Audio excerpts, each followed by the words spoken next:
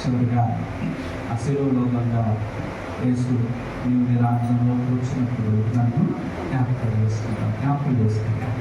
అప్పుడు ఆయన అన్నాడు, నేడు నీవు నాతో కూడా పరదేశంలో ఉంటుంది.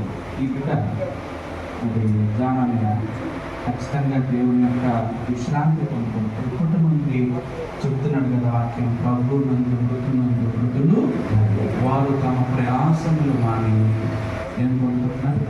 విశ్రాంతి పొందుకుంటున్నారు. ఈ మాట నమ్మకం కనుక ఇక్కడ కోసం మనం పోరాడుతున్నారు కనుక అలా పోరాడద్దు.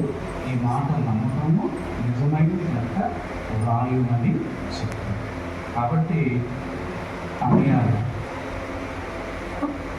పెళ్ళి అనేది ఈ లోకంలో ఘనంగా బ్రతికాడు, దేవుని కొరకు బ్రతికాడు, చాలా చదువుకున్నాడు.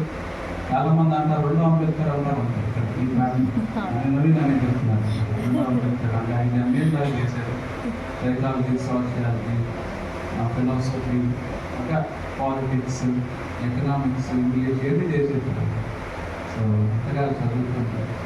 నిగర్వి నిరాడంబోడు, ఇంకా మాట్లాడాల్సి వస్తే ఎవరితో గొడవ ఎప్పుడు పెట్టుకోడు, అందరితో కలివిడిగా ఉన్నాడు. దేవుని కొరకు బ్రతికాడు. తనకంటూ లోపంలో బ్రతికేది సంపాదించుకోవాలి, పిల్లలు ఇట్లాంటివి ఏం లేవు. కాబట్టి ఈరోజు మిగతా కుటుంబీకులకు నా ప్రగాఢ సానుభూతి తెలియజేస్తున్నాను.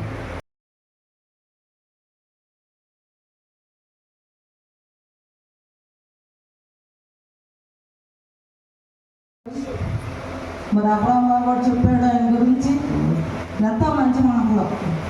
అంటే జాన్ బాబు నాకంటే పెద్దవాడైనప్పటికీ కూడా ఎంత మర్యాదగా పిలుస్తాడో, అంతేకాకుండా బంధుప్రీతి ఎక్కువ. చుట్టాలు బంధువులు ఎక్కడున్నప్పటికీ కూడా వెతుక్కుంటా వాళ్ళ ఇళ్ళకెళ్ళి మంచి చెట్లు కనుక్కుంటా ఉండేవాడు. నేను అంత దూరంలో ఉన్నా వచ్చి అమ్మ పక్కనిచ్చి మాట్లాడి వెళ్తూ ఉండేవాడు. కానీ అతను బ్రతికిన ఇన్ని సంవత్సరాల్లో పిజ్జోనుపేట బ్రతికిన వాళ్ళలో జాన్ బాబు నెంబర్ 1 అని నేను చెప్పగలను. ఎందుకంటే ఆవగింజంత తప్పు లేదు ఆయనలో, ఆవగింజంత పొరపాటు కూడా లేదు. మాట్లాడే విషయంలో కానీ, తన ప్రవర్తనలో కానీ, తన డ్రెస్సింగ్లో కానీ, చూపులో కానీ, ఏ విషయంలో కూడా ఎవరైనా చెప్పలేరు అనమాట. ఎందుకంటే జాన్ బాబులో ఈ తప్పు ఉందని వేలెత్తి చూపిన వాళ్ళు లేరండి ఈ రోజు కూడా. మరి ఆయన చనిపోయాడంటే నిన్న నాకు 3 గంటలకు తెలిసింది, వెళ్ళాం. అసలు ఆయన చూసిన దగ్గర నుంచి నాకు మనసు కుదరలేదు. ఎందుకంటే ఇంటికి పెద్దోడు, అన్నదమ్ములు కానీ చెల్లిని కానీ ఎంతో ప్రేమగా చూసుకుంటాడు. ఇంత ప్రేమ పెంచేవాళ్ళు తక్కువ మనకి కదా. ఈ రోజుల్లో చాలా ప్రేమ తగ్గిపోయినాయి కుటుంబాల్లో. అయితే జాన్ బాబు విషయంలో మరి నీతిమంతుడని చెప్పగలం, యథార్థవంతుడు అని చెప్పారు పాస్టర్ గారు కానీ, అబ్రహాంలో కానీ. మరి నిజంగా ఆయన దేవుడి దగ్గరే ఉన్నాడండి. మనం ఉంటామో లేదో తెలియదు కానీ బావ మాత్రం నేను బాబాని పిలవను, జాను అని పిలుస్తా. జాన్ మాత్రం దేవుడి దగ్గరే ఉన్నాడు.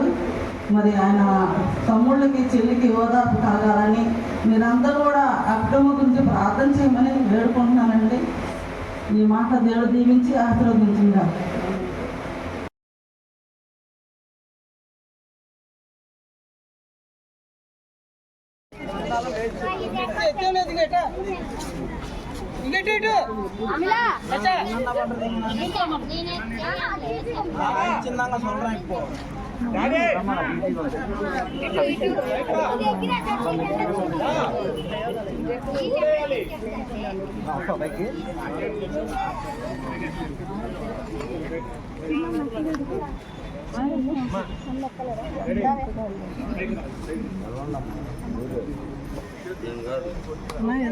వెళ్తా వీళ్ళందరూ తీస్తున్నారని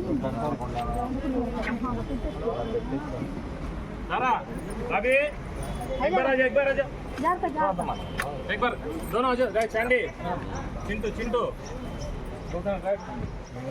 चिना अन्न को कवर बाय पूजा